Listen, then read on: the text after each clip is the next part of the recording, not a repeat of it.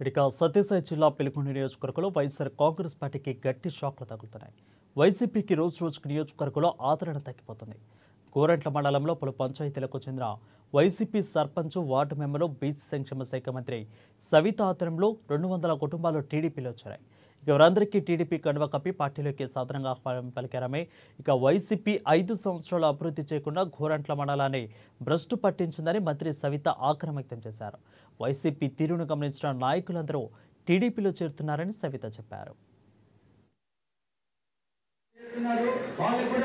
కొంతమంది అయితే వేరే రాష్ట్రాలకి తరలిపోయినారు. ఊర్లోనేమో లక్షలు ఖర్చు పెట్టించి ఓట్లు వేయించుకొని గెలుచుకొని తర్వాత ఒక లైట్ పోతే లైట్ మార్చే పరిస్థితి లేదు, డ్రైనేజీలు ఎత్తే పరిస్థితి లేదు.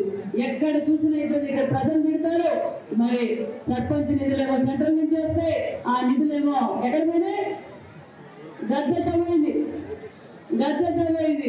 మరి మన ప్రభుత్వం రాగానే డైరెక్ట్ సర్పంచ్ నిధులు ఈరోజు సర్పంచులకు వచ్చినందుకు వాళ్ళందరూ చాలా ఆనందపడుతున్నారు. చాలా మంది, కొంతమంది ఏమో మేము చాలా హ్యాపీగా ఉన్నాము. వైసీపీలో అయితే ఒకరోజు కూడా ఒకరికి కూడా న్యాయం చేయలేకపోయినా ఇప్పుడు ఎన్డీఏ ప్రభుత్వం చంద్రబాబు నాయుడు గారి ఆధ్వర్యంలో మా నిధులన్నీ మాకు వస్తున్నాయని సర్పంచులు కూడా చాలా ఆనందంగా ఉన్నారు. అమ్మ సరోజ గారు సంతోషం, చాలా థ్యాంక్ యూ వెరీ మచ్. జై హింద్, జై తెలుగుదేశం.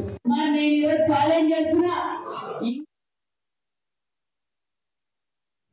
నెల్లూరులో జాతీయ